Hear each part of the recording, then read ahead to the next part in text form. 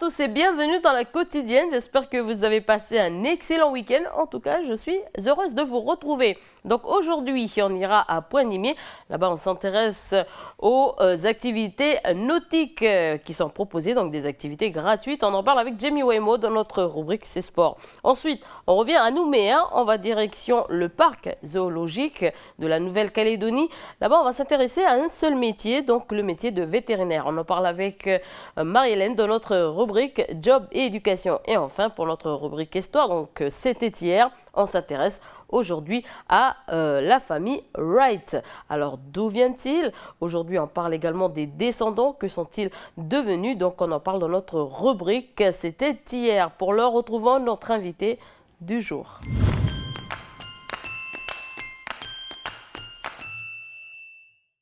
Voilà, donc je reçois un invité aujourd'hui, Edwin Luca, membre de l'association Dorcas. Bonjour. Bonjour. Voilà, merci d'avoir accepté cette invitation. Donc c'est la fin de l'année, donc on sent les fêtes arriver à grands pas. Et aujourd'hui, on va parler justement d'une banque alimentaire que vous avez créée. Alors, est-ce que vous pouvez nous dire un petit mot sur cette banque, à qui elle est destinée et qu'est-ce qu'il y a? C'est des dons alimentaires, c'est de l'argent, qu'est-ce que c'est exactement?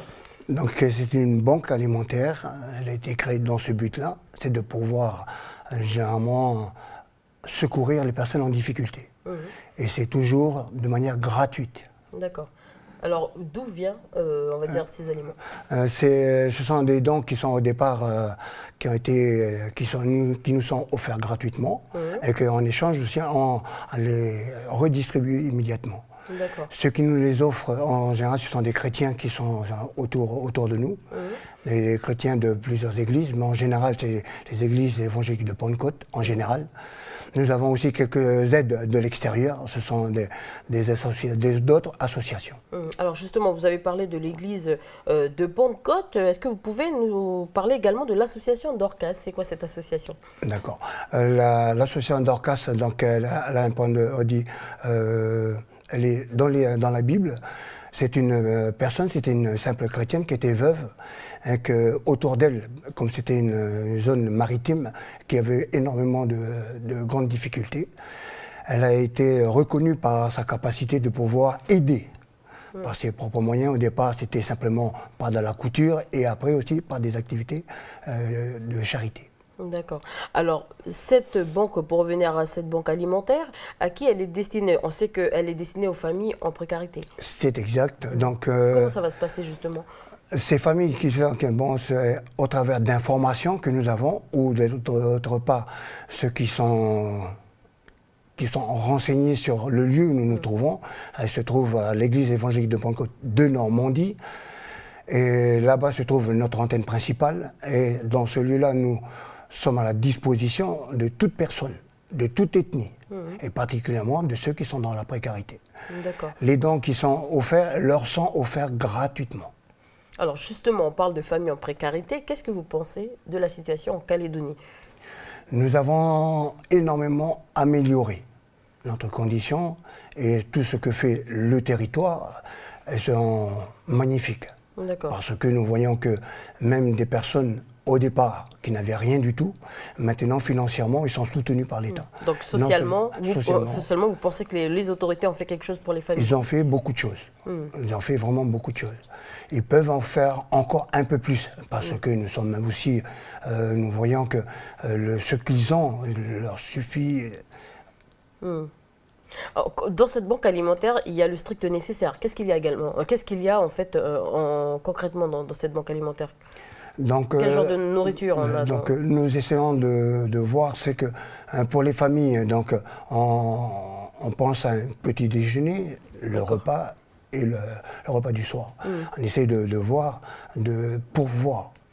Et les familles que nous avons actuellement sont à peu près de 300 familles et une centaine, 150 enfants. C'est à peu près les effectifs qui sont réguliers tout le long de l'année. Alors justement, dans ce sens-là, vous êtes là aujourd'hui pour parler de la journée du 14 décembre. Alors qu'est-ce qui va se passer durant cette journée? Donc c'est notre animation phare, c'est la plus importante pour nous de l'année. C'est par ce concert que nous recevons, que nous encourageons tous les chrétiens, sans distinction de religion. Nous avons besoin de leur présence et aussi de leur participation. Donc, soit c'est le riz, c'est le lait, c'est le sucre, ou simplement le besoin de toilette, le savon, le dentifrice, ce sont des choses que les enfants ont besoin, que les adultes ont besoin, et que les parents ont besoin. Alors, qui va jouer? Qui sont les groupes qui vont se produire ce jour-là? Donc, le concert est dirigé par une de nos responsables qui a cette caractéristique d'animer, qui est en même temps qui a un appel à l'espérance, à l'espoir, à rechercher la grâce, à pouvoir justement apporter cette confiance sur le monde invisible, Dieu, sa parole, ses promesses, et que de pouvoir encourager que les situations ne sont jamais définitive. Mais avec Dieu, il y a de l'espoir. Et cette chorale-là a ce but de communiquer ce message. Donc aujourd'hui, vous faites appel justement à des mains généreuses, mais aussi, je veux dire, cet appel est aussi basé sur la Bible, sur la parole de Dieu, c'est ça en gros. Voilà. Donc, on va dire, dans cette animation-là, il y a aussi, on va dire, 3 parties. La partie accueil, et la partie en même temps autour de la parole de Dieu. C'est parce que c'est pour nous une chose importante, mais aussi la deuxième partie qui est l'animation, qui est la chorale, que c'est notre temps fort. Parce que c'est une façon de remercier, c'est une façon aussi d'encourager l'ensemble des chrétiens à pouvoir nous unir tous ensemble au travers de cette journée, justement pour recevoir des dons et pour en échanger avec la joie, la paix et le bonheur. Alors ce jour-là, les gens pourront venir déposer leurs dons à l'église de Normandie. Alors quand est-ce que ces dons vont être distribués à la population, enfin à ceux qui ne peuvent pas justement s'offrir un bon repas pour les fêtes de Noël?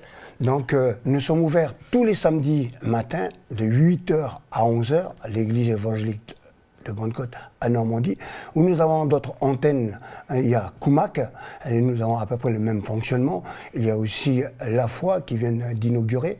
Et il y a une petite antenne, on va dire, sur Saint-Louis, c'est enfin Mont-d'Or, c'est la plus grande ville, et particulièrement, elle est redistribuée immédiatement à ces antennes-là. D'accord. Donc le soir que nous recevons les dons, et le soir même, nous faisons la distribution immédiate, afin que toutes ces antennes soient réapprovisionnées et mises à la disposition des personnes qui sont dans le besoin. Voilà, donc l'appel aujourd'hui a été lancé. Pour terminer cet entretien, est-ce que vous avez un message à passer justement aux Calédoniens qui nous écoutent aujourd'hui? Pour toute la Calédonie, nous espérons votre aide. Nous sommes heureux de pouvoir là, vous encourager à faire encore ce que vous faites. Nous voyons tout autour de nous ce besoin d'aide. Et vous êtes avec nous. Et encore, s'il vous plaît, pour ce 25 décembre, soyez avec nous. Et pour cette soirée du 14 décembre, manifestez-nous, parce que nous avons besoin de vous. Et que le Seigneur vous bénisse. Alors, Edwin Lucas, merci d'avoir accepté cette invitation. Merci aussi, pour ma part, d'être à votre antenne. Merci de tout. Voilà, donc c'est la fin de cet entretien. On passe tout de suite à l'agenda du pays.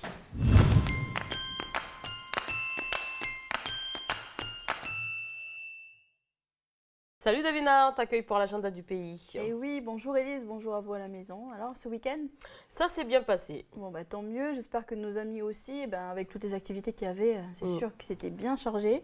Et là, tu vas nous donner encore plein de rendez-vous. Et voilà, comme d'habitude pour pas changer. On va commencer tout de suite avec un petit communiqué qui vient de la province Nord, mais qui s'applique à tout le territoire.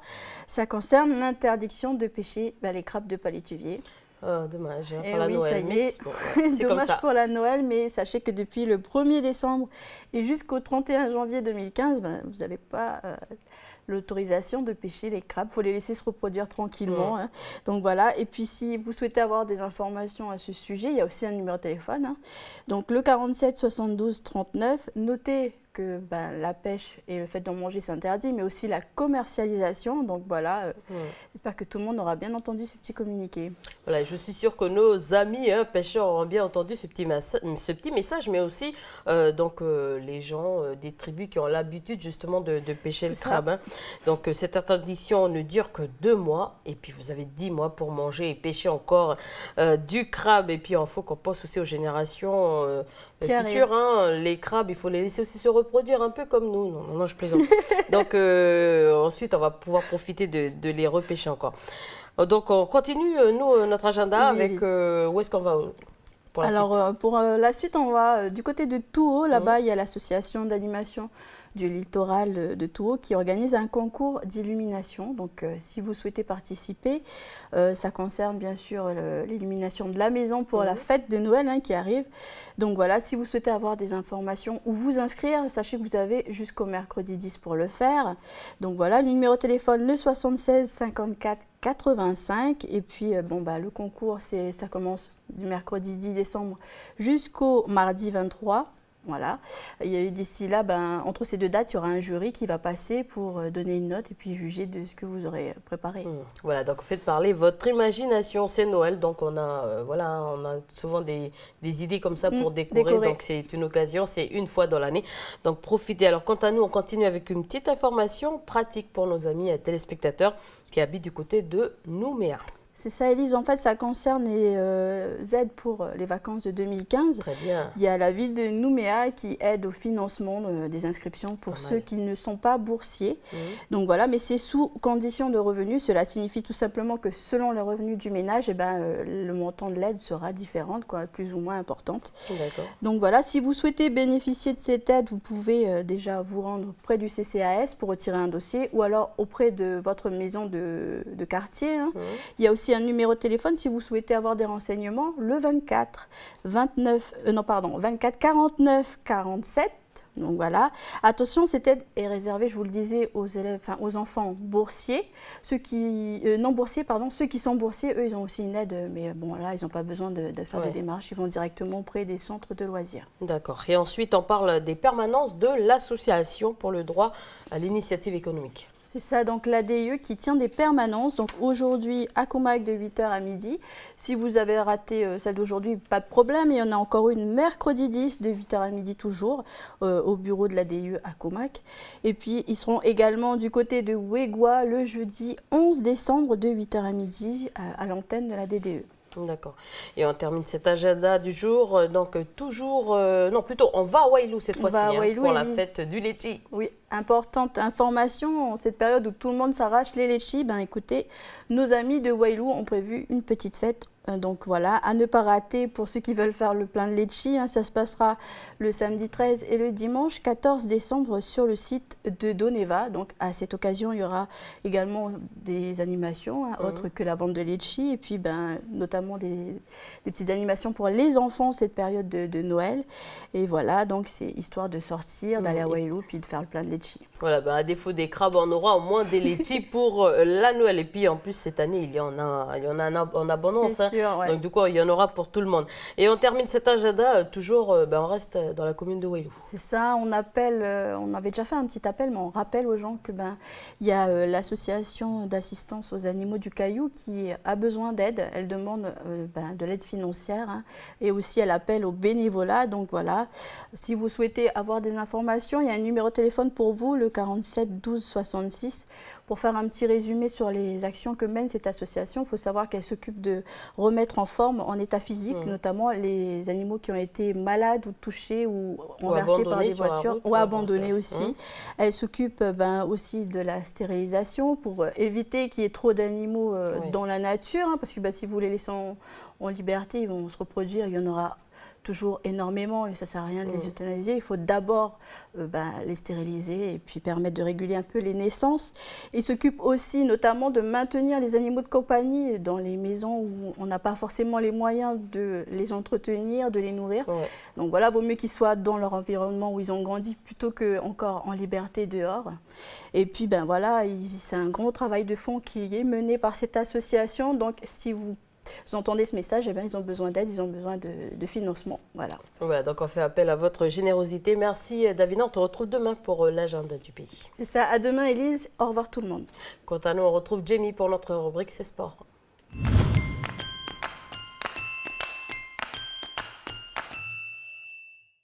Bonjour Jamie, aujourd'hui dans ces sports direction la commune de Poindimier, donc avec une association qui bouge et qui propose de nombreuses activités nautiques à la population, le tout gratuitement. C'est ça, bonjour Elise et bonjour à tous. Donc est-il possible de pratiquer du laser gratuitement ou comment faire le tour de l'îlot Tibarama ou encore peut-on se retrouver pour savourer un bon moment de glisse en famille sur Poindimier? Sachez qu'une association vous propose tout cela et c'est gratuit. Donc l'association Odyssée démocratise des sports nautiques. Cela fait 5 ans maintenant que cette association met à disposition sur la base de voile de Poindimier du canoë-kayak, je vais y arriver, de la planche à voile, des tours en voilier et des randonnées palmées. Donc plusieurs activités gratuites à destination de la population. Découvrir les merveilles du lagon, voir Poindimier sous un autre angle ou encore découvrir encore une fois l'îlot Tibarama. Donc ce sont des arguments qui ont incité les bénévoles à créer chaque année un rendez-vous intitulé Mer pour tous. Un événement qui arrive justement au bon moment, surtout en cette période de l'année. C'est vrai, en effet, donc avant les vacances d'été, les activités proposées par l'association donnent déjà un aperçu des sports qui pourraient rencontrer un franc succès donc, durant la période estivale. Comment faire du sport en alliant plaisir et effort physique, les randonnées palmées ou bien le canoë-kayak semblent être les sports idéaux pour allier ces deux aspects. Si les 400 participants de la journée Mer pour tous se sont posé la question, il se pourrait que cette journée leur a déjà donné une petite réponse à cette question. Alors 400 participants, c'est beaucoup, c'est plutôt un bilan positif. Un bilan satisfaisant. Élise, victime de leur succès, Odyssée a connu cette année la plus grosse affluence depuis 2009.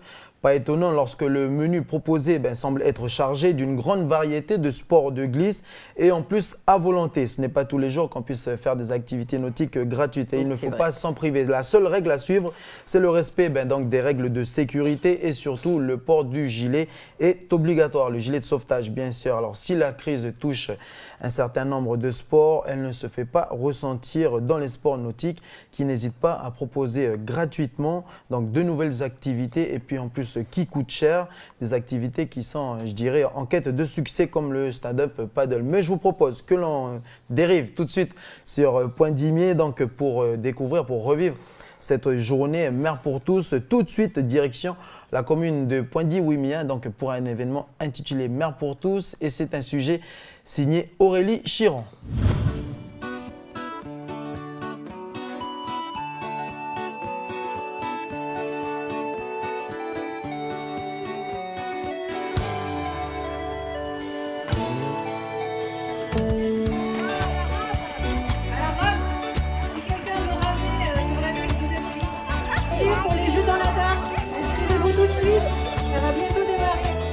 C'est une journée de partage, de découverte, de mixité sociale et culturelle, comme on aime ici à Poindimier, autour des activités nautiques, qui est notre passion à l'association.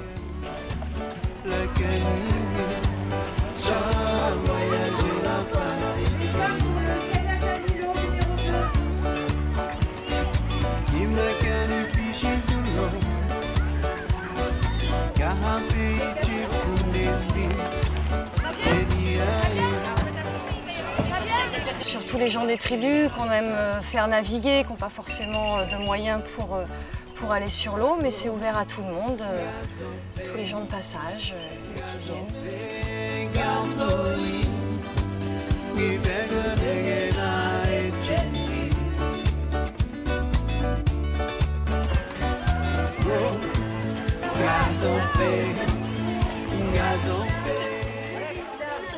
Eh bien, il y a des randonnées en kayak jusqu'à l'îlot, des virées en voilier autour de l'îlot Tibarama, des randonnées palmées grâce à l'association Aqualagoon, des virées en Vaha également grâce à l'association du Vaha, le POAC de Poindimier.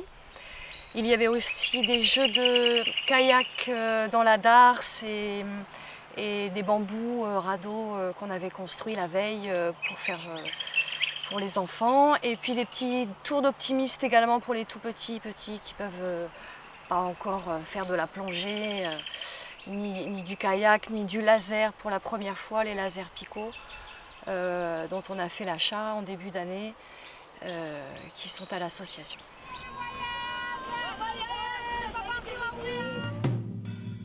Isn't this so nice, so nice? I hope you can feel what I feel tonight. Little boy's not getting it right, trying so hard with all his mind. Clouds in the sky keeping the sun away. Doesn't mean the sun isn't shining today. Les gens viennent s'inscrire au fur et à mesure pour une randonnée palmée ou une virée, ou la virée de 13 heures, ou la balade en voilier par créneau horaire.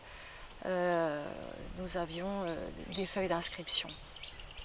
La première année, en 2009, on s'est aperçu que beaucoup de gens, même notamment les vieux, n'avaient jamais été à l'îlot Tibarama, n'avaient jamais fait le tour de l'îlot, jamais vu Point d'Imier depuis la mer. Et on s'est dit, il faut qu'on continue, il faut qu'on recommence, parce que pour beaucoup, c'était la première fois, de tout âge, que les gens se réapproprient la mer aussi. Voilà. Voilier de Pierre-Yves. Alors, Carole, Estelle, Déborah, Alice, Olivia, Eliane. Ça fait beaucoup de monde tout ça, non?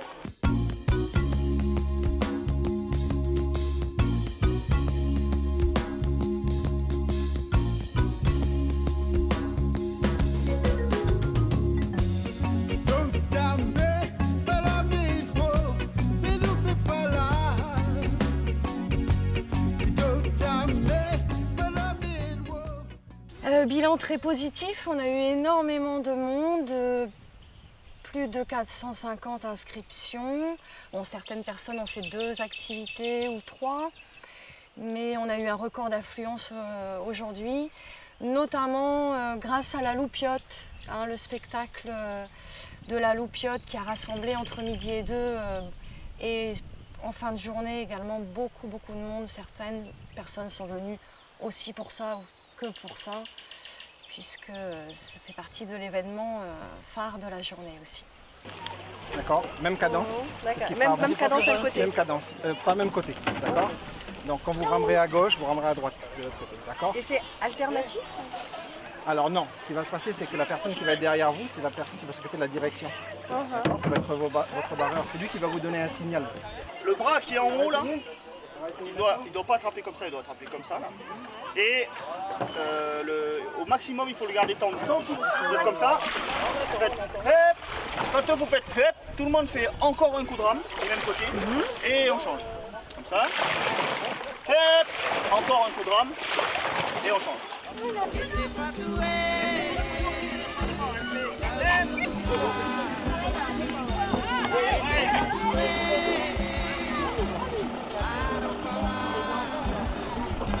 Il y a une CPV là.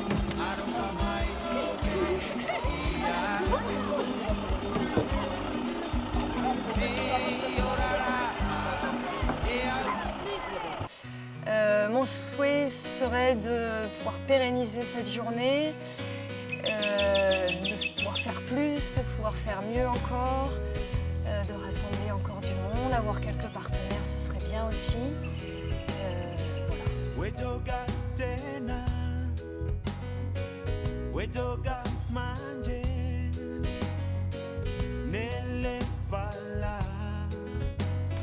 Voilà, de belles images signées Aurélie Chiron. Je rappelle que cet événement intitulé Mer pour tous se déroule chaque année. Et c'est une belle occasion de pouvoir visiter la région, n'est-ce pas, Voilà, Jimmy? Élise, de faire du sport autrement et puis de partager un bon petit moment en famille ou sinon un bon petit moment entre frères de la tribu. Et ce qui est bien avec cette manifestation, c'est que elle propose des activités qui sont encadrées par, on l'a vu dans le reportage, par des professionnels, en l'occurrence du VA. Donc ce sont des pratiquants de VA. Pour la voile ou le kayak, ce sont des personnes qui font du kayak, donc des personnes des spécialistes, je dirais ça comme ça, et puis qui sont là, qui t'apportent quelques conseils. Oui. Donc, en plus de l'initiation de découverte, ben, ça peut se dérouler comme sous forme d'un entraînement. Et c'est ça qui est magique avec les jeunes, les plus grands, et puis ben, toutes les cultures, je dirais, j'ai envie de dire ça comme ça, toutes les ethnies. C'est vraiment une belle opération, parce que comme tu le dis, on a pu voir, on va dire, des personnes de tout horizon. Voilà, toutes les communautés étaient présentes. Voilà, comme elle le disait dans le reportage, la présidente de l'association, Caroline, voilà, c'était une journée donc, dédiée aux personnes qui sont de passage, des touristes ou des personnes qui vivent dans la tribu, et puis des personnes qui n'ont pas vu Poindimié de la mer ou qui n'ont pas pu qui jusqu'à maintenant n'ont jamais vu l'îlot Tibarama. Donc c'est vrai que c'est une belle opération qui allie plusieurs choses en même temps, découverte, entraînement, mais également sport. Et je dirais qu'une belle journée réussie. Et puis pour ceux qui étaient venus en famille, je dirais qu'ils sont repartis, ils sont redescendus sur Nouméa avec un état d'esprit satisfait. Et l'autre bon point de cette journée, c'est qu'elle propose aux gens de la tribu, aux personnes de Poindimié, aux gens de la tribu de Touo ou de Yengen ou d'autres tribus de la côte Est, elle leur permet elle leur met à disposition des activités qui normalement sont payantes. Je veux dire, dans la plupart des bases nautiques, ces activités-là, comme le laser ou le kayak, si tu as envie d'en pratiquer, tu es obligé de payer. Ouais. Voilà, alors que là, c'est gratuit. Et puis c'est à volonté. Si tu as envie de recommencer, tu peux recommencer toute la journée. Donc voilà, des personnes qui n'ont pas les moyens de pouvoir faire une petite excursion en kayak, faire un petit tour en voilier, l'association Odyssée leur donne cette opportunité et cela gratuitement. Donc pour les frères de la tribu, c'est une bonne chose. Voilà, donc n'hésitez pas. Ceux qui ont l'habitude d'aller tout le temps au champ, tu vois, là ils vont voir Poindimié de l'îlot Tibarama. Et puis c'est vrai que sur les images qu'a tourné Aurélie, on a vu qu'on a quand même un beau pays. Il faut profiter. Voilà, de temps en temps, c'est quand même bon de le rappeler, quoi. Puis savourer ça avec les yeux, comme on dit. Et on enchaîne, Jamie, avec une nouvelle trouvaille, un nouveau concept qui pourrait faire des heureux. Voilà, donc un nouveau concept qui, je pense, ne pourra pas arriver encore sur le pays, en l'occurrence sur Poindimié, durant la journée mer pour tous. Donc pour ceux qui ont déliré, je dirais, sur le skateboard volant dans Retour vers le futur, je ne sais pas si ça a été le cas aussi, Élise, en tout cas moi. Oui, j'adorais ce moment-là, où il traversait le petit endroit là, le petit lac là. Avec ce petit skateboard volant là au-dessus, je dirais légèrement au-dessus du niveau du sol. Juste après, j'ai demandé à mon papa d'acheter. J'ai demandé à Papa Noël, mais jusqu'à maintenant, ce n'est pas arrivé. Donc, sachez que des chercheurs ont créé le même type de modèle.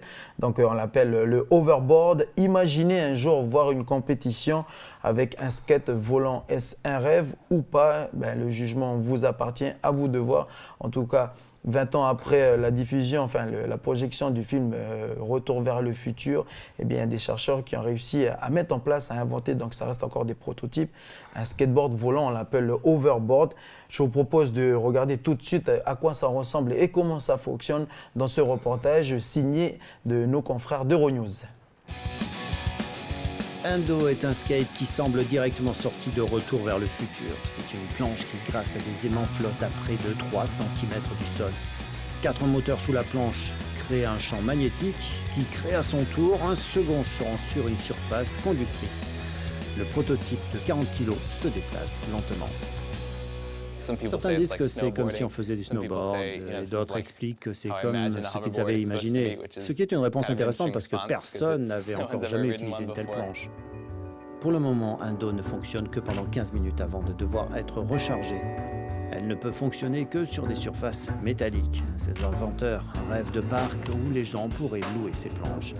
Ils proposent des kits de développement pour que d'autres ingénieurs puissent trouver de nouvelles voies pour développer cette technologie.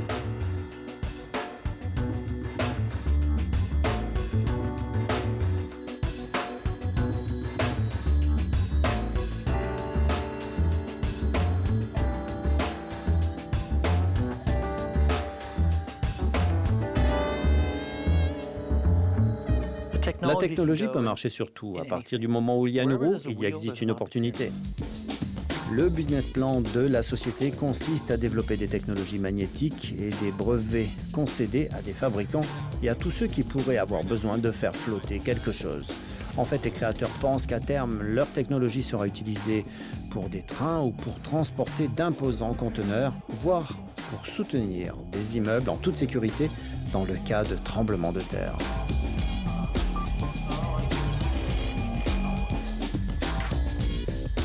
Alors, Jamie, est-ce que c'est possible qu'un jour il y ait une compétition avec ce système-là, comment on appelle? Overboard. Overboard. Donc, écoute, ils ont mis 20 ans après Retour vers le futur à mettre en place. Donc, on va mettre créer. 20 ans. On va dire ça comme ça, parce Ok. qu'il faut une matière assez spéciale, tu sais. Là, on l'a vu dans le reportage, on a vu une rampe, mais la rampe, c'est pas une rampe que l'on voit dans tous les skateboards publics, les skateparks, pardon, publics. Donc, si un jour on a une compétition de overboard, on sera les premiers à faire un reportage là-dessus. Un sport de jour, si ça demande beaucoup d'entraînement. On l'a vu dans le reportage que les gens sont assez, on n'est pas encore arrivé dans les freestyles, dans les figures assez spectaculaires. On reste assez prudent, mais bon, c'est vrai que si tu arrives ça comme ça, je sais pas, à tester si c'est dangereux ou pas. À vous de voir. En tout cas, moi, au niveau des sports dangereux, je vais arrêter. Je sais pas si vous avez remarqué là. En tout cas, il y a un beau spot ici pour essayer le overboard. Merci, Jamie. Voilà, merci Élise et puis merci à tous. Allez, on passe tout de suite à notre rubrique Job et Éducation.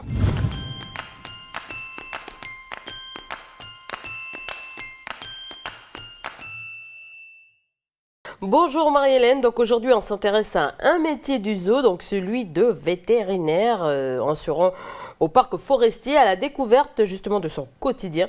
Donc Marie-Hélène, ça ne doit pas être facile de soigner des animaux. Oui, c'est vrai Élise. Bonjour, comment vas-tu? Bonjour, ça va très bien et toi? Non, ça va Contente bien. de parler des animaux, des vétérinaires? Oui, Okay. parce que c'est un métier en fait que je connais pas trop. Voilà, pareil. On sait que il y a beaucoup de vétérinaires en Calédonie et de par le monde, mais bon, on ne sait pas trop ce qu'ils font. Donc du coup, on aura la chance de le découvrir chez tes spectateurs. Bonjour à vous également. Donc on le sait, il faut faire des études très très poussées en fait, Effectivement, pour avoir la chance d'exercer un jour cette profession de vétérinaire de zoo ou de parc animalier.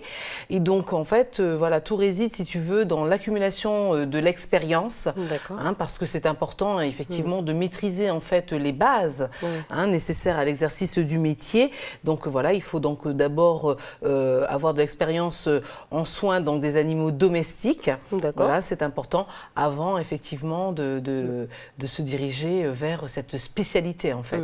Alors, tu parlais de base, c'est quoi concrètement? Qu'est-ce qu'il faut maîtriser concrètement? Alors, il faut maîtriser en fait le raisonnement scientifique, Élise. D'accord. Voilà, c'est important pour diagnostiquer en fait tout simplement les choses. Comme un médecin quoi. Oui, sauf que les animaux ne parlent pas. C'est clair. Donc il va falloir bien évidemment vraiment maîtriser ce raisonnement-là. Je pense que tout réside dans cette analyse. Ensuite, il va falloir maîtriser, tu t'en doutes bien, tout ce qui est connaissances techniques et bien évidemment scientifiques. D'accord. Alors justement, est-ce qu'il y a une différence entre vétérinaire à la ville et vétérinaire au zoo? Écoute, le vétérinaire de zoo, lui, il est tout aussi compétent, si tu veux, en médecine et chirurgie vétérinaire, et également donc en nutrition.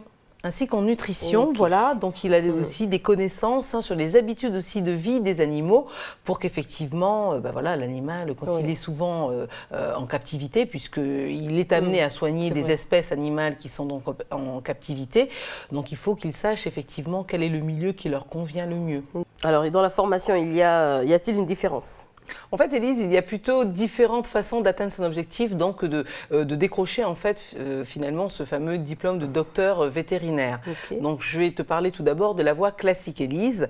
Voilà, donc le jeune qui passe son bac et qui est donc en bac S, qui tente de décrocher son bac S, il va d'abord commencer à se faire connaître, si tu veux, sur le site internet sur lequel les étudiants, les lycéens, si tu veux, expriment leurs vœux, qui est donc admission-postbac.fr. Une fois qu'il aura son bac en poche, Élise, il faudra qu'il intègre une prépa. Cette prépa, elle dure 2 ans. Voilà. Une fois donc la prépa terminée, il va falloir qu'il se présente, si tu veux, à un concours d'entrée à une école de vétérinaire.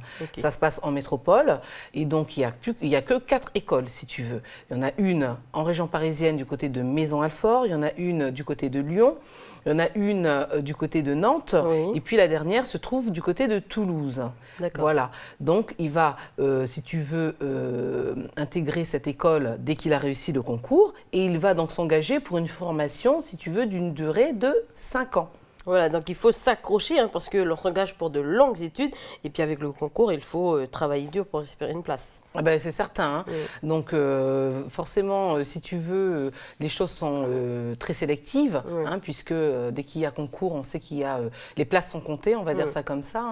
Hein. Donc ce que je voulais préciser aussi, c'est que le fameux concours, si tu veux, que l'on passe hein, lorsqu'on lorsqu'on a son bac, s'appelle donc le concours A. C'est comme ça que l'on désigne ce concours-là. Voilà, il faut savoir qu'ensuite, bon, la formation elle dure 4 ans, hein, on l'a dit, et puis que la dernière année, elle est donc dédiée, si tu veux, à la préparation d'une thèse. Une thèse donc de doctorat, voilà, vétérinaire. Voilà, et ensuite, dès qu'on a validé, si tu veux, cette thèse, l'étudiant, il devient donc docteur vétérinaire. Et donc, c'est un diplôme d'État, hein, voilà, que l'on connaît aussi sous le sigle DEV, D-E-V.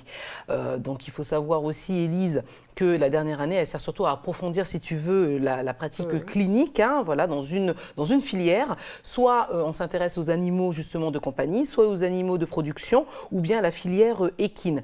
Donc tu t'imagines bien hein, que voilà, il faut être assidu, travailler énormément pour tenter de décrocher ce fameux titre. Quoi, hein. Alors, tu disais qu'il y avait un autre parcours. Celui-ci peut être plus facile que le premier? Oui, Élise. En fait, si tu veux, on va dire c'est plutôt une autre manière d'arriver à ses fins, donc plutôt d'arriver à décrocher, si tu veux, ce fameux titre de docteur vétérinaire. Oui, il y a 3 autres possibilités en fait pour ceux qui sont déjà titulaires soit d'un bac plus 2, soit d'un bac plus 3, soit d'un bac plus 4. Donc on va commencer, si tu veux, par les jeunes qui ont donc validé soit une 2e année de licence, soit une 3e année de licence. Ces jeunes-là, ils peuvent effectivement se présenter au concours dit concours B. Voilà, donc il faut savoir que dès 2016, normalement, il faudra être titulaire d'une licence professionnelle en fait, hein, directement, voilà, en sciences et vie de la Terre ou bien en sciences de la matière. Sciences de la matière, c'est tout ce qui tourne autour de la physique et de la chimie, Élise. Ensuite, le jeune qui sera titulaire d'un bac plus 2, d'un BTS A, le brevet de technicien supérieur agricole, ou d'un BTS ou d'un DUT, le diplôme universitaire de technologie, voilà, pourra aussi se présenter à un concours, Élise. C'est le concours dit concours C. Voilà. Ensuite, il est quand même recommandé hein, de suivre une formation, si tu veux, particulière. C'est une sorte de formation pour se préparer, si tu veux, aux études de vétérinaire. Hein. On parle donc d'une année préparatoire, en fait, ATS Bio. Pour ATS, il s'agit de adaptation technicien supérieur, donc bio. Élise, voilà, comme ça, on est armé hein, pour ces années d'études qui se présentent. Alors, ensuite, dernière option, Élise, pardonne-moi, les docteurs en médecine ou en odontologie, c'est la médecine dentaire, ou encore ceux qui ont, si tu veux, donc un diplôme en pharmacie, ou encore ceux qui ont un master hein, ou un diplôme équivalent en biologie, hein, peuvent également tenter leur chance, Élise. Et là, ils peuvent passer un concours dit concours C. D'accord. Bon, ben, je vais me répéter, un sacré parcours. Alors, une fois que le concours est réussi, est-ce que la formation dure également 5 ans? Eh bien oui, Élise, voilà. L'école... Parcours de combattant. Exactement. L'école, elle dure tout de même 5 ans. Donc, il y a toujours ces 4 années de formation initiale et puis une année qui est dédiée, donc, on va dire, à des stages en général. Hein, voilà. Donc, ensuite, à l'issue de ces 5 années de formation, les jeunes, ils ont un diplôme. Ce diplôme s'appelle le diplôme d'études fondamentales vétérinaires, DEFC. C'est donc son sigle. Ensuite, on a ce qui confère en fait un niveau master. Hein. Alors, il faut savoir effectivement que la 5e année aussi, elle est dédiée à la présentation d'une thèse, hein, une thèse de doctorat en fait, hein, pour obtenir donc un diplôme d'État, voilà, qui sera celui de docteur vétérinaire. Voilà. Ensuite, il est toujours possible de compléter sa formation, Élise, après ces 5 années d'études, mais on en parlera après le reportage. Voilà, puisque grâce à Alexandre Sigura, on va se rendre du côté du parc forestier, voilà, qui se situe donc sur les hauteurs, hein, voilà, entre Moravel et la vallée du Tyr, pour découvrir en quoi consiste vraiment le quotidien d'un vétérinaire qui s'occupe des animaux.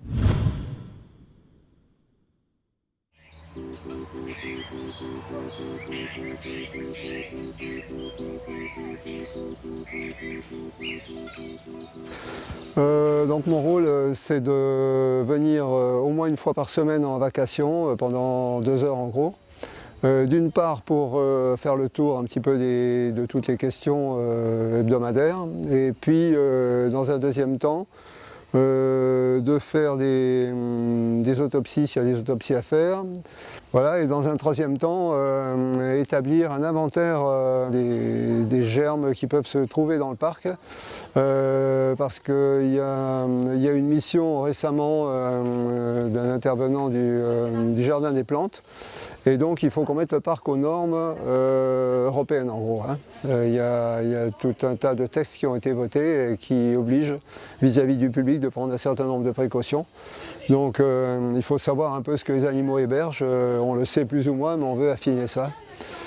Et aujourd'hui, donc, parmi le menu, donc, on a une petite biche qui aurait des problèmes de vision, donc qu'on va examiner. Et on va tester la qualité de sa vision. Donc il y a une consoeur qui est spécialiste des maladies des yeux qui va effectuer un examen. Et maintenant, donc, on éclaire avec une lampe spéciale pour voir un petit peu la façon dont elle accommode. Et puis on regarde un petit peu la qualité des structures, la cornée, l'iris, etc. Alors donc pour faire cet inventaire des germes présents ici dans le parc, on ne peut pas naturellement le faire sur tous les animaux, donc on le fait sur des échantillonnages. Et on prélève donc du matériel biologique qui se compose surtout de sel. Donc on fait des écouvillonnages de cloaques de façon à recueillir des excréments sur lesquels les analyses sont faites et des prélèvements de sang. Et pour faire tout ça, donc, on a besoin de la collaboration des soigneurs qui ont un rôle important, puisque ce sont eux qui sont en contact avec les animaux tous les jours, qui les connaissent et qui peuvent donc les capturer avec le moins de stress possible.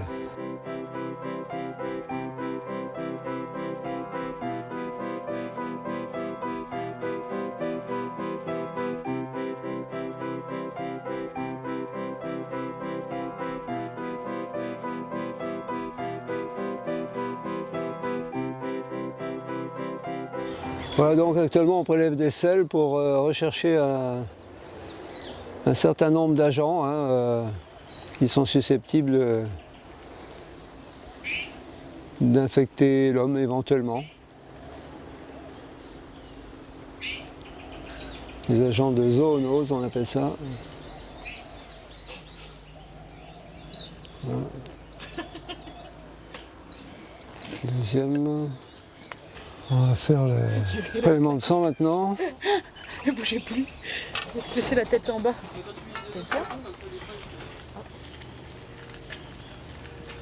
Donc voilà, on a prélevé un millilitre de sang en gros et on va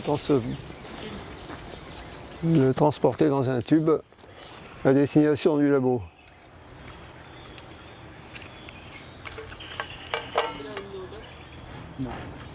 Tous ces prélèvements, bon, ça se fait de façon un petit peu différente suivant les espèces. On va avoir des prélèvements sur des notous.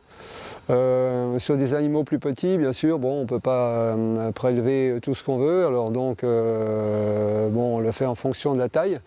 Parce que par exemple, pour les prélèvements de sang, c'est pareil. On est limité au poids de l'animal. En principe, on ne prélève pas plus du centième du poids du corps.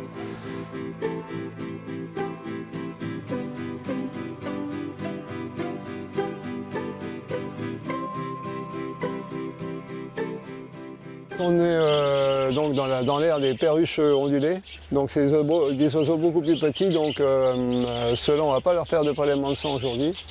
On va leur faire des écouvillonnages de cloaques, comme sur les notous. Et bon, on va voir si on peut en prélever un ou deux qui sont malades ou qui auraient des problèmes particuliers pour pratiquement faire des autopsies, quoi.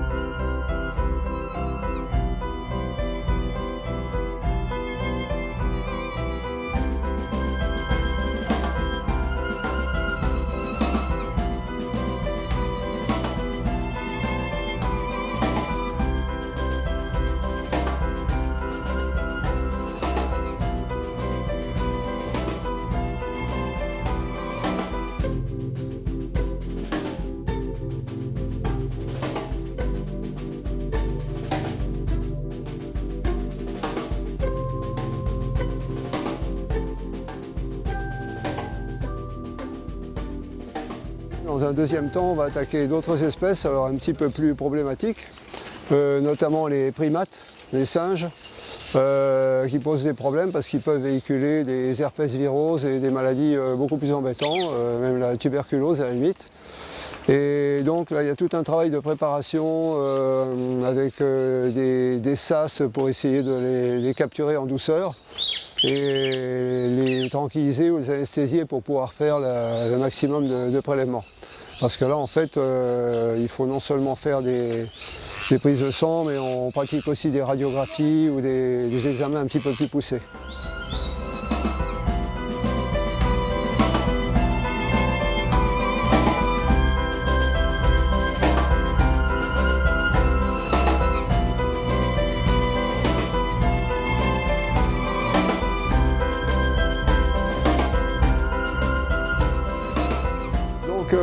Hormis les recherches qu'on fait de façon systématique, eh bien, toutes les semaines ou de temps en temps, il y a malheureusement quelques mortalités. Et aujourd'hui, donc, on va voir un petit peu ce qui s'est passé. Il y a un bébé roussette de roche qu'on a trouvé mort à la naissance. Donc on va l'examiner, voir un petit peu ce qui se passe. Et puis on a marqué aussi 2 perruches ondulées qui étaient décédées. Et donc on va faire une petite autopsie. On n'a pas de malformation, mais je crois qu'il n'a même pas respiré. Hein. Les poumons sont... Non, c'est complètement... Ouais. Ah oui. Il n'a même pas... Non, Il a même pas respiré. non, il est mort-né, ouais. Ouais. Bon, bah, rien de ma Tu vois, c'est Alors, pourquoi qui devaient bouger. Ouais. Ouais. C'est la première portée? Enfin, la première, ouais. Ok, donc là, malheureusement, on ne peut pas trop conclure. Il aurait fallu pouvoir le prélever frais et puis faire quelques examens de laboratoire, mais on n'aura peut-être rien trouvé non plus, hein, si c'est un incident de mise bas. Voilà, et là, donc, on a une perruche ondulée donc, qui a été trouvée morte aussi. Et par contre, celle-ci, on ne va pas la traiter ici. On va l'acheminer vers le labo pour la guerre, vers le LNC, parce qu'il est équipé pour faire des autopsies de façon très fine et surtout faire des prélèvements immédiatement, hein, qui sont traités en bactériologie et en histologie. Donc il faut bien comprendre que cet inventaire de maladies est fait dans 2 buts. D'abord pour qu'on puisse prévenir d'éventuelles épidémies ou d'éventuelles maladies sur les animaux qui vivent dans le parc, mais aussi et surtout pour le moment pour une histoire de protection du public, hein, puisque le public est en contact avec les animaux même d'un peu loin. Et il y a des maladies, aussi bien chez les oiseaux que chez les primates surtout, qui se transmettent de l'animal à l'homme. Et donc, comme les enfants fréquentent le parc, par exemple, il faut être sûr que ça peut se faire sans danger. Voilà, donc un très beau reportage. Je suis contente d'avoir découvert en quoi consiste le travail de vétérinaire qui s'occupe des animaux du parc forestier. Oui, tu as vu ça, c'était génial de voir effectivement que en fait, son action, elle a une portée quand même générale, puisque grâce à lui, les visiteurs qui viennent au parc sont assurés quand même de ne pas attraper de maladies. En fait, il garantit quelque part la santé de tous les visiteurs, quoi, hein. Et je pense aussi qu'il y a de la passion, il faut être passionné dans ce métier-là. Alors, on a vu justement 2 voies d'accès à la formation de vétérinaire. Tout à l'heure, on le disait avant le reportage, et tu disais qu'il y avait une autre. Alors, laquelle? Parce qu'il y en a beaucoup, là. Oui, c'est vrai. On vient de voir qu'il y avait au moins 5 concours, A, B, C, D. Non, donc 4. Oui, c'est ça, A, B, C, D. Donc, il y en a 4. Aujourd'hui, si tu veux, ce que je vais rajouter, c'est qu'il s'agit donc de la fameuse spécialisation. Puisque, effectivement, on le sait, souvent, les vétérinaires, ils travaillent dans un cabinet, ils s'occupent souvent de nos animaux domestiques, de la filière équine, c'est vrai. Alors, si on veut justement vraiment travailler en fait dans un parc animalier ou dans un zoo, figure-toi qu'il existe donc une année de spécialisation, il existe une possibilité de se spécialiser.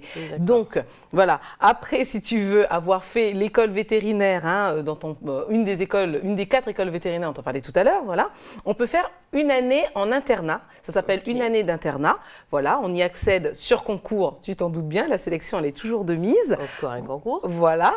On réintègre donc toujours une école vétérinaire pour poursuivre et à l'issue de ces 1 an, on va décrocher un diplôme ELISE, un certificat d'études approfondies vétérinaires que l'on connaît sous le sigle de CEA. V. Voilà. Ensuite, on peut continuer, Élise. C'est sans fin. Voilà, on peut poursuivre vers un résidanat. Un résidanat, en fait, c'est une formation d'une durée de 3 ans. Voilà, pour prétendre à un niveau, si tu veux, de vétérinaire spécialiste. Voilà, l'admission se fait sur dossier, Élise, et à l'issue de ces 3 années d'études, on décroche un diplôme, le diplôme d'études spécialisées vétérinaires que l'on connaît sous le sigle de DESV. Voilà, c'est un sacré parcours, c'est plus que pour devenir médecin, mais bon, celui qui a envie de devenir vétérinaire, donc bonne chance. Alors, lorsqu'on est diplômé justement et que l'on souhaite exercer au pays, y a-t-il des spécificités à connaître? Alors oui, figure-toi, en fait, il faut que les personnes se fassent enregistrer en quelque sorte. Il faut que les titulaires de tous ces diplômes se fassent connaître auprès donc de l'exécutif du territoire. Il s'agit donc de la direction du développement, Élise, de l'économie rurale. Voilà, il faut donc le faire auprès du service vétérinaire et du contrôle de la qualité des produits agroalimentaires. Donc pour le sigle, pour ceux qui connaissent bien les sigles, il s'agit de la DIDER SVPA. Voilà. Ensuite, il faut également se faire connaître auprès du greffe du tribunal, voilà, de première instance. Alors, pour ceux qui souhaitent avoir plus d'informations, moi j'ai trouvé ces éléments-là en fait sur le site de l'Ordre national en fait des médecins Aquitaine, dont en fait nous dépendons. Ok, d'accord. Alors, est-ce que le diplôme de docteur vétérinaire donne accès à d'autres carrières? Eh bien oui, Élise, figure-toi, on n'est pas obligé de travailler en cabinet et de s'occuper des animaux domestiques. On peut également rejoindre, figure-toi, l'industrie agroalimentaire pour travailler justement sur tous les produits de consommation à destination donc, des animaux et donc des humains. Donc nous. Ensuite, on peut très bien travailler dans l'industrie pharmaceutique, en fait, voilà, pour élaborer des médicaments qui vont donc soigner nos chers animaux, voilà, de compagnie, ou bien les animaux d'élevage.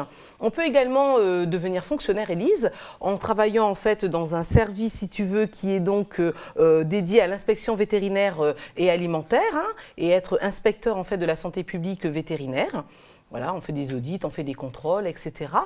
Et puis, on peut aussi se destiner à une carrière internationale, pourquoi pas, en intégrant à des organismes internationaux. Il s'agit donc soit des commissions européennes, soit de l'organisation des États-Unis pour l'alimentation et l'agriculture, qu'on connaît sous le sigle FAO.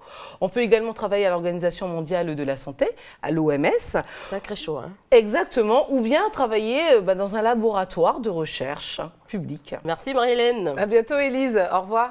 Allez, on passe tout de suite à notre rubrique Fin Bon.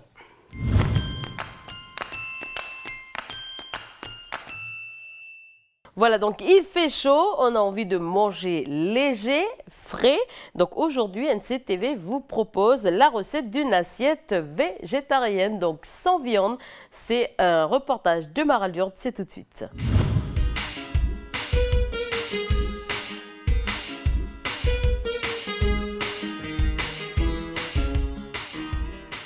Messieurs, dames, bonjour. Aujourd'hui, nous allons apprêter une recette qu'on a intitulée le potager en fête, qui va mettre en valeur des produits frais qu'on allait chercher naturellement au marché ou que des petits producteurs nous ont fait l'honneur de travailler. Donc, pour réaliser cette recette, nous allons avoir besoin d'avocats, de potimarron, de radis et de radis noirs, de courgettes avec ses fleurs et de la nectarine. Donc ça va être les éléments principaux. On va décortiquer chaque élément pour que vous puissiez comprendre comment on va apprêter tous ces éléments dans l'assiette, ainsi que les assaisonnements qui iront naturellement avec ces produits. Nous allons commencer par l'avocat. On va faire une simple purée très naturelle, juste assaisonnée avec un petit peu d'huile d'olive, avec un petit peu de crème, de poivre et de sel. Pour ne pas dénaturer le produit, on servira juste de la crème pour donner un petit peu plus d'onctuosité, même si l'avocat reste une matière quand même suffisamment grasse.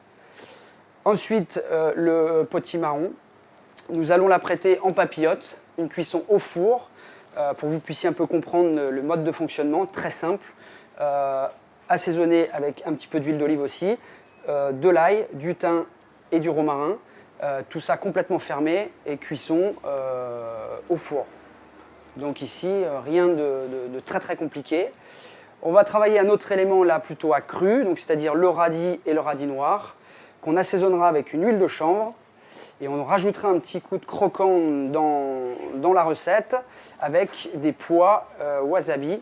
Donc ce sont des pois qui sont entourés d'une légère saveur de wasabi, donc qui ira très bien dans cet élément-là. On intégrera aussi une courgette bien fraîche, bien jolie, qui nous fait bien le plaisir d'être présent dans cette recette. Juste à l'état grillé, pareil à l'huile d'olive. On n'utilisera pas d'autres matières grasses aujourd'hui, en tout cas pour les cuissons. Donc courgette, vraiment un élément très très simple. On respectera vraiment sa qualité. Et puisqu'on l'a et qu'elle est présente, la fleur qu'on travaillera en tempura. Tempura, base farine et glace, tout simplement. On apprêtera le côté sucré de la recette avec la nectarine, qu'on a aussi la chance d'avoir en ce moment. On la fera légèrement cuire avec un petit peu de sirop d'érable. On donnera aussi un côté croquant avec des noix de pécan. Et on donnera une petite note d'acidité avec du vinaigre balsamique truffé. Et on aura fait le tour de l'assiette. On rajoutera une petite touche personnelle, puisqu'on l'a aussi sous la main. C'est de la microculture qu'on fait ici, au restaurant. Ce sont des pousses de micro-moutarde. Donc, on a tous les éléments. On va pouvoir attaquer cette recette. Donc, on va procéder à la préparation donc, de l'avocat. J'appelle pas ça vraiment un guacamole, parce que finalement, ce n'est pas vraiment la même matière qu'on y apporte. On veut juste faire une purée. Donc, en fin de compte, c'est très simple. On va se munir de l'avocat. Naturellement, il nous faudra un appareil.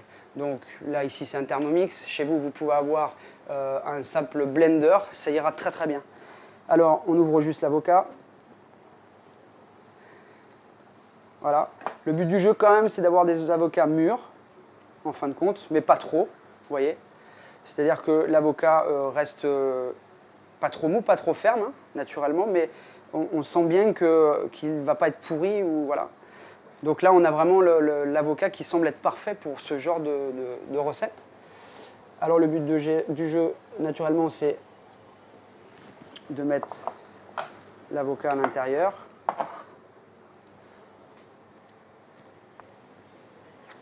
Alors, un avocat sera largement suffisant par personne. Alors on va intégrer dans le Thermomix tous les éléments qu'on a besoin, c'est-à-dire un filet d'huile d'olive. Donc le côté crémeux qu'on va rechercher, donc c'est un filet de crème. Voilà.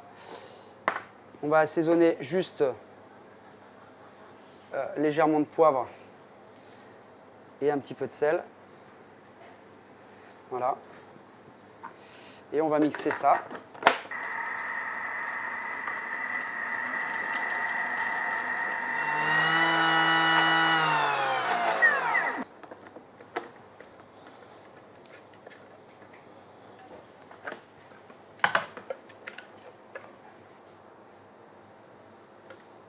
La préparation. Donc il n'y a plus qu'à réserver ça au frais. Le but de faire ça en début de recette, finalement, c'est qu'on veut que ce soit bien glacé après au dressage. Alors pour le potimarron, ça va être très très simple. Donc le choisir quand même de taille moyenne. Il faut quand même qu'il soit exempt de taches. C'est quand même un critère de qualité. Après, il faut naturellement qu'il soit ferme, puisque si c'est mou, ça veut dire que c'est pourri. Là, c'est pareil, c'est super simple, pas besoin de l'éplucher, parce que souvent, le plus dur avec ces éléments-là, finalement, c'est de pouvoir les éplucher, puisqu'on a toujours une peau très ferme.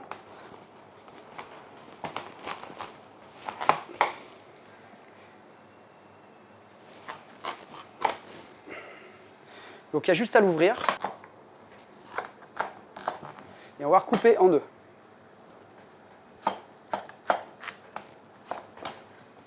On va prendre l'ail de quelques gousses.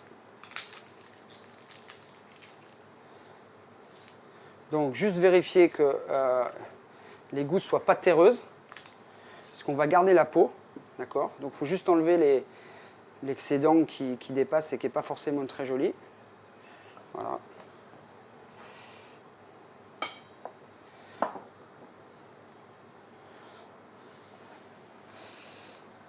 Ensuite, on va se munir de papier d'alu. Alors, en fin de compte, c'est 2 feuilles, l'une sur l'autre. Et finalement, on va mettre ces 2 feuilles pour que ça enrobe complètement, en fin de compte, le potimarron et que ça fasse une couche de protection. Donc, on va y mettre les 2 tranches. On va écraser l'ail à la main. Voilà. On va en mettre 2 morceaux. Voilà, vous voyez, comme ceci. Pour que juste ça diffuse le parfum. On va y mettre du thym. Voilà. Et du romarin. Ensuite, on va y mettre un filet d'huile d'olive. Voilà. On va assaisonner donc sel et poivre. Vous voyez un peu. Déjà rien que ça, on a juste envie de se dire que c'est beau. Voilà, on va refermer cette papillote. Donc on va mettre ça au four. Donc four traditionnel de ménagère à 180. Il me semble que ça doit être thermostat 7, je crois. Nous allons travailler ce fameux radis noir. Donc c'est un radis qui est particulièrement très prisé en Asie, qu'on utilise, c'est quand même un vieux légume aussi en France. Donc voilà, on a nos 2 radis, et les noirs et les classiques. Alors on va simplement les tailler à la mandoline. Donc il faut la régler au minimum possible. Voilà. On va conserver le côté croquant du légume. Donc c'est pour ça qu'on le taille si fin. Pour qu'il puisse se manger cru.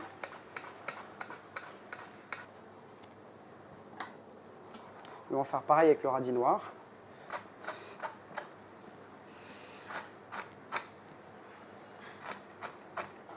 Voilà, là ça va me suffire largement. Donc une fois qu'il est taillé comme ça, j'ai juste à le réserver au frais. La courgette, donc, qui est magnifique, naturellement qui a été lavée avant. Je précise quand même que c'est quand même important quand on traite un légume ou un fruit de le nettoyer avant. Donc on va juste enlever la tête.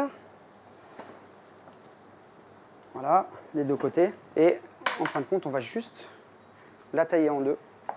Ni plus ni moins. Vous voyez. À certaines périodes, naturellement, on a la chance d'avoir les fleurs. Il y a quelques producteurs locaux qui nous en font profiter. Et étant donné que c'est un tellement beau produit qu'autant qu'on le travaille.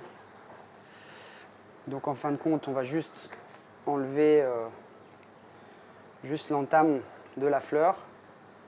On va juste les ouvrir en 2. Vous voyez, comme ceci. Et ensuite, on va préparer des nectarines. Alors là, très simple aussi. On va juste les ouvrir. Vous voyez. On va lui donner une taille plus ou moins simple. Donc je vais tout recouper encore en 2 comme ça. Et je vais reprendre ces morceaux-là. Et je vais les retailler en biseau, assez grossiers quand même.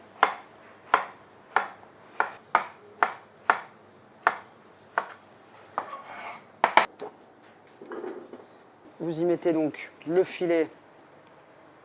Voilà, pas plus, ça suffira largement.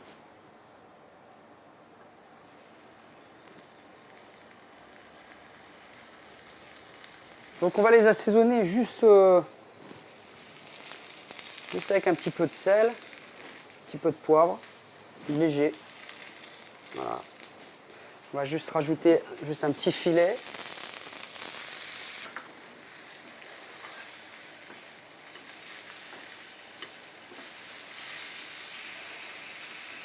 On coupe le feu et on les laisse mourir dans la poêle.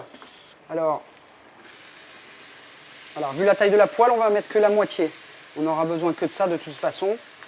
Alors pareil, on va juste assaisonner avec un tout petit peu de sel, mais un tout petit peu de poivre. Voilà, vous voyez, ça commence à colorer légèrement. Là, on va pouvoir y mettre le sirop d'érable. On déglace juste un tout petit peu avec le vinaigre balsamique. Voilà. Là, on stoppe. Et là, à la fin, on va juste intégrer les noix de pécan. Juste la réduction, tout le liquide qu'on y a mis, ça va juste venir enrober tout ça. On voit bien qu'il n'y a plus de liquide dans la poêle. Et en fait, c'est ce qui va venir assaisonner le tout, les noix de pécan. On va pouvoir vérifier la cuisson donc, du potimarron. Donc très simple pour y vérifier cette cuisson. Une pointe de couteau, c'est exactement comme en pâtisserie quand on veut vérifier la cuisson d'un gâteau. Voilà, vous voyez, il n'y a pas de résistance. Donc vous voyez le résultat final au niveau des potimarrons papillotes. Hein, on voit la chair. Donc là vous allez voir, on coupe ça au couteau et voilà, c'est du beurre. Hein. La peau peut se manger, sachez-le quand même.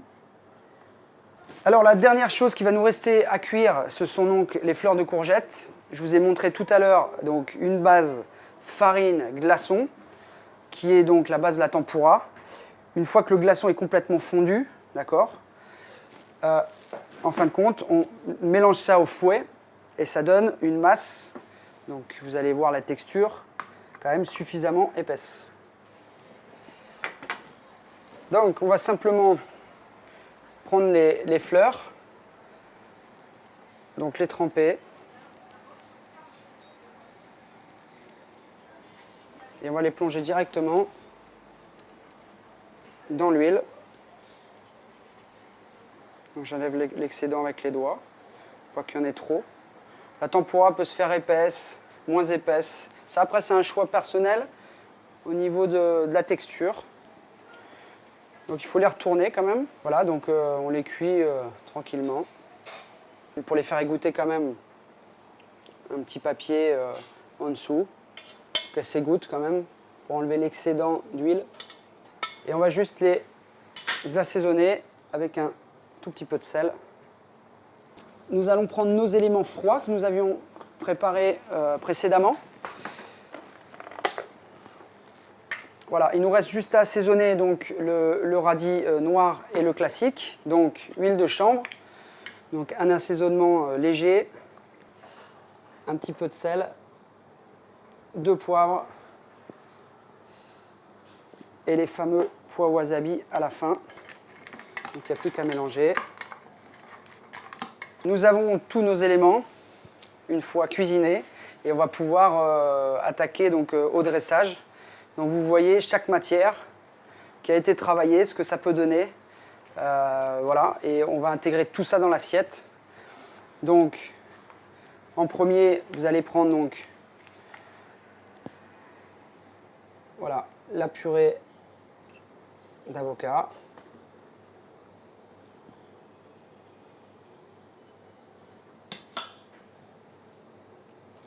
Le but du jeu étant que ce soit quand même esthétique. Alors voilà, on sent bien là que vous voyez, la courgette, elle s'est complètement ramollie, mais elle garde une certaine fermeté. Et c'est ça qui est finalement intéressant. Voilà, donc notre fameuse nectarine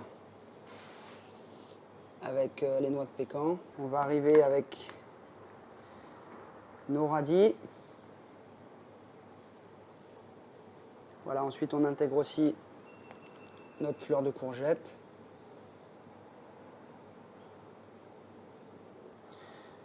Notre petite pousse qui va aussi nous donner un côté végétal intéressant. Donc le côté un peu potager représenté sous plusieurs formes. Donc on voit des matières complètement différentes, qui ont été travaillées différemment. Et ce qui est intéressant, comme je l'ai déjà dit, c'est de voir ces matières premières, une fois travaillées, comment elles sont intégrées dans une assiette. Et finalement, c'est ça qui est extraordinaire.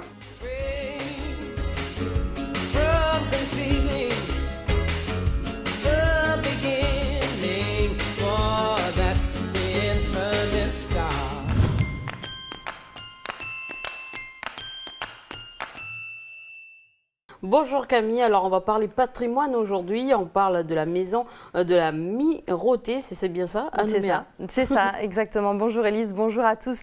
Alors pour parler de cette maison de la Mirotée, il faut que l'on remonte le temps car cette maison a été bâtie par un certain Thomas Wright. C'est qui? Alors, eh bien cet homme, c'est le fils de George Wright. Alors qui c'est lui aussi, eh bien c'est un capitaine de marine marchande anglais qui vient en fait naviguer et commercer sur la côte est calédonienne. Alors c'est une des personnes qui participent à ce que l'on appelle les premiers contacts. D'accord, alors les premiers contacts, ce sont les arrivées des missionnaires, hein, c'est ça, et des marchands sur l'île. Exactement, alors pour bien expliquer, on va d'abord parler des premiers contacts des missionnaires. Alors nous sommes à la fin du XVIIIe siècle, c'est là que la Société des missions de Londres, la mission protestante britannique, la LMS, a évangélisé en fait la Polynésie et souhaite poursuivre son travail jusqu'ici vers la Mélanésie.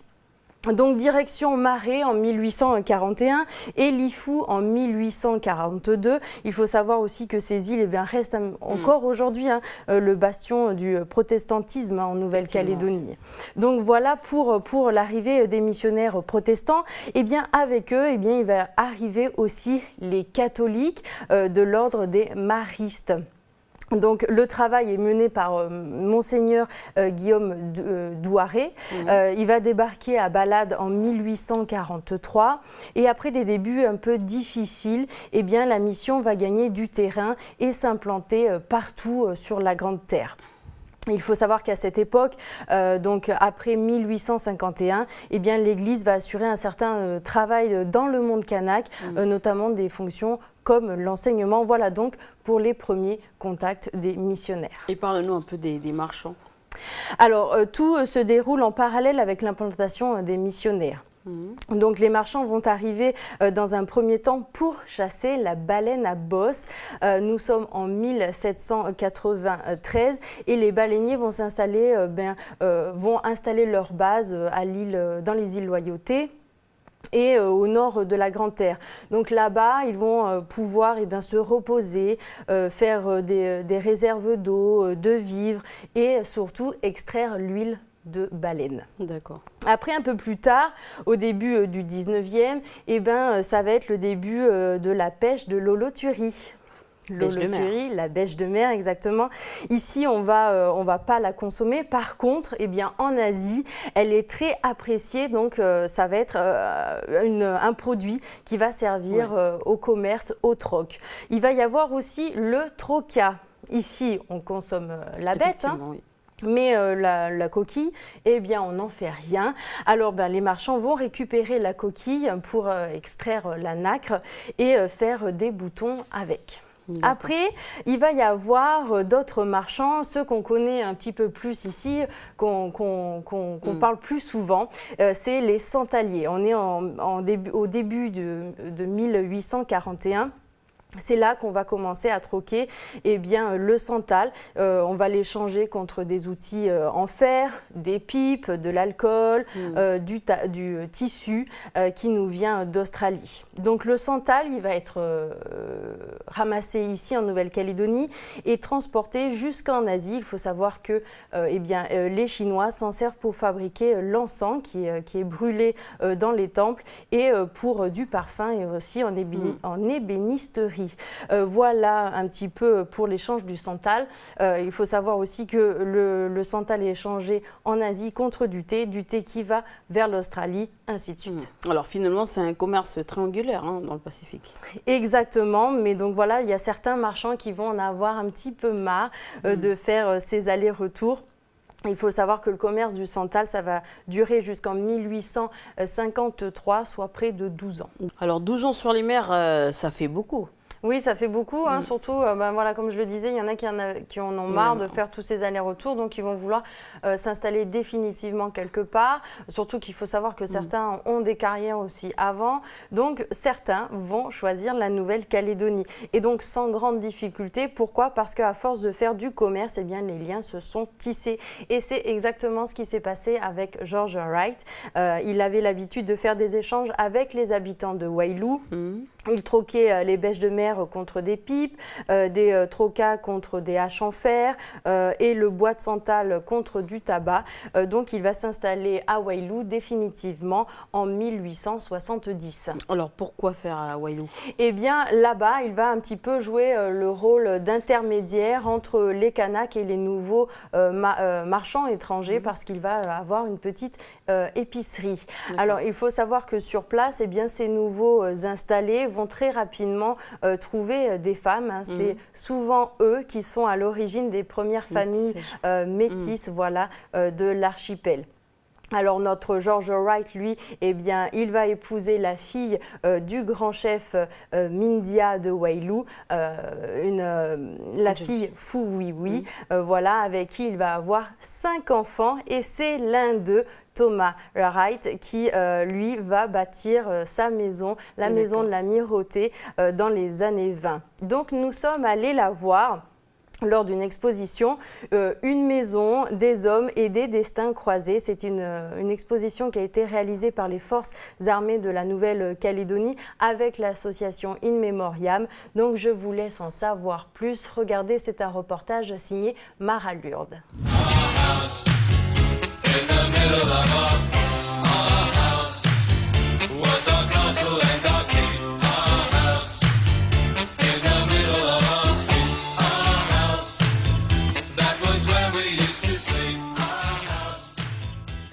Cette histoire, elle commence il y a 2 ans quand pour la première fois, avec les forces armées de la Nouvelle-Calédonie, nous ouvrons cette maison au public puisqu'elle est habitée et que d'ordinaire, elle n'est pas un lieu visitable et public. On cherche des informations sur la maison de l'Amirauté et on découvre en fait par hasard que cette maison est connue sous le nom de maison de l'Amirauté, mais qu'en réalité, elle est construite par Thomas Wright et que Thomas Wright est un personnage d'envergure et qui est assez complètement inscrit dans l'histoire de la Nouvelle-Calédonie puisqu'il est le fils d'un trader anglais qui, George Wright, qui vient traîner, si j'ose dire, sur les côtes du nord-est de la Nouvelle-Calédonie de manière à y échanger des trocas, des bêches de mer, tout cela contre des haches en fer ou des pipes en terre ou du tabac. Et il s'installe assez souvent pour ces échanges dans la rade de Waialua. Et finalement, après un certain nombre d'années de bourlingage en mer, il s'installe à Waialua et épouse la fille du grand chef des Waialua, la fille du chef Mindia Neja, qui s'appelle Fuwiwi. Et il va, avec cette dame, avoir plusieurs enfants, dont Thomas Wright, qui lui va reprendre les affaires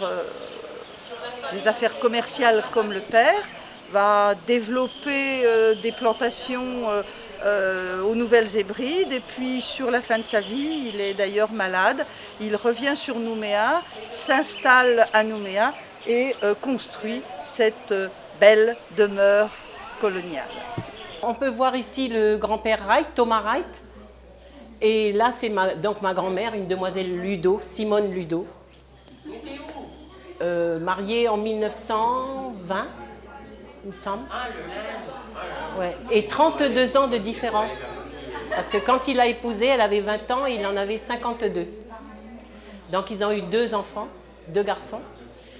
Patrice, qui a 4 enfants, qui est toujours en vie à 93 ans cette année. Et mon père est décédé il y a 6 ans. Alors cette demeure est là parce qu'elle est à la mort de Thomas, rachetée par Henri Lafleur. Elle est habillée extérieurement art déco. Vous avez un système typiquement art déco avec la géométrisation de la façade, l'ajout de toute une série d'éléments de décor en ciment moulé c'est très à la mode dans les années 30-35 à Nouméa, donc ça correspond à cette époque. Et puis ensuite, Henri Lafleur, en 58, la vend à l'armée, et elle va servir de lieu de résidence au plus haut gradé de la marine qui est en poste en Nouvelle-Calédonie. Donc elle servira de logement de fonction, ce qui veut dire qu'en réalité, elle est très très peu modifiée. Donc on a un joyau colonial, puisque c'est une maison à plan symétrique qu'on appelle plan paladien, avec une imbrication entre espace public et espace privé, et elle est habillée art déco, donc on a là deux grands moments de l'histoire architecturale de la Nouvelle-Calédonie. Alors cette maison, on l'appelle la maison de l'Amirauté, parce qu'elle sera occupée à partir de 1958 par le plus haut gradé de la marine, qui parfois se trouve être un contre-amiral. Et donc on l'appelle maison de l'Amirauté, mais en réalité elle est construite par Thomas Wright et on devrait finalement l'appeler la maison Wright. C'est pour ça que souvent nous on dit maison Wright, dite maison de l'Amirauté. Il y habite avec ses deux fils et sa troisième épouse. Il va y mourir du reste, dans la petite pièce qu'elle a à l'angle. Et il meurt en 1935. Il achète le terrain en 1924 et on pense que la maison est construite entre 1925 et 1926. À sa mort, les héritiers vont la vendre à Henri Lafleur, qui va lui faire quelques travaux d'aménagement, c'est-à-dire qui va lui donner cette enveloppe extérieure art déco. Là, je vais vous présenter une partie de la ménagère en argent que j'ai eue de ma grand-mère, de l'union de M. Wright et ma grand-mère. Vous pouvez voir ici incrusté dans les pièces l'initiale de Wright, c'est-à-dire W, entrelacé avec le L de Ludo. Donc là, j'ai pas pu tout mettre, bien sûr, mais sinon, la ménagère est complète. Là, on peut voir peut-être une petite paire de lunettes que mon grand-père avait certainement à l'époque, de la bijouterie Verré, qui existe depuis le début du siècle, je pense. Et puis le baromètre de mon grand-père. Les enfants de Georges, dont Thomas, Sarah, John Bowers, vont avoir eux-mêmes un certain nombre d'enfants. Et la famille Wright est aujourd'hui une famille large, étendue. On a des descendants qui se trouvent dans le nord de la Calédonie, comme Wilfried Weiss, par exemple. Il y a une branche Weiss qui sont des Wright. Et on a eu la joie aujourd'hui de recevoir des descendants de la famille qui ont trouvé là l'occasion de voir cette maison dont ils avaient entendu parler, puisque Patrice et Marcel Wright, les deux derniers garçons de Thomas, lorsque leur père meurt et que la maison est vendue, ce sont encore de jeunes enfants, ils ont une dizaine d'années, et donc elle est restée dans les mémoires plus qu'ils n'ont couru. Voilà, donc la maison Wright aujourd'hui appartient au ministère des Armées. Oui, voilà, toujours. Elle a d'abord été rachetée dans les années 30 par Henri Lafleur, le père de Jacques Lafleur. Et ce dernier l'a cédée au service des armées le 27 octobre 1958. C'est là qu'elle va prendre le nom de la maison de l'Amirauté, comme c'est expliqué un petit peu dans le sujet. Alors aujourd'hui, cette maison est toujours propriété de l'armée et les hauts gradés de la marine viennent toujours s'y installer pour quelques années. Alors, parle-nous de Thomas Wright. Donc, le fils, qui il était exactement? Alors, qui était Thomas Wright? Donc, on l'a compris, c'est le fils de George Wright. Il va grandir à Waialua, où il va apprendre le métier de charpentier de marine.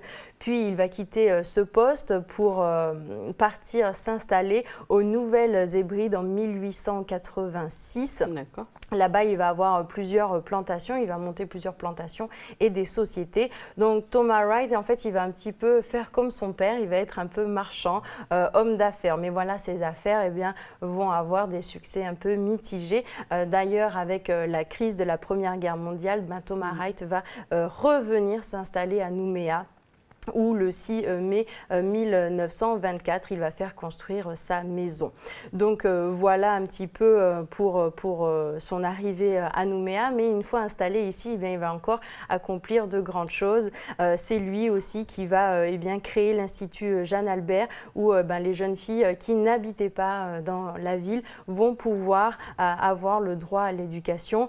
C'est lui aussi qui va participer à la réalisation de l'escalier qui donne sur l'accès au porche du vieux temple, et c'est lui qui va aussi participer à l'électrification du lieu. Donc voilà, pour tous ces travaux, pour tout ce temps consacré à la Nouvelle-Calédonie, Thomas Wright va être fait chevalier de la Légion d'honneur le 23 février 1927 et il décédera dans sa maison le 30 juin 1935 entouré des siens. Voilà pour l'histoire de Thomas Wright. D'accord. Alors dis-moi Camille, comment as-tu su toute cette histoire?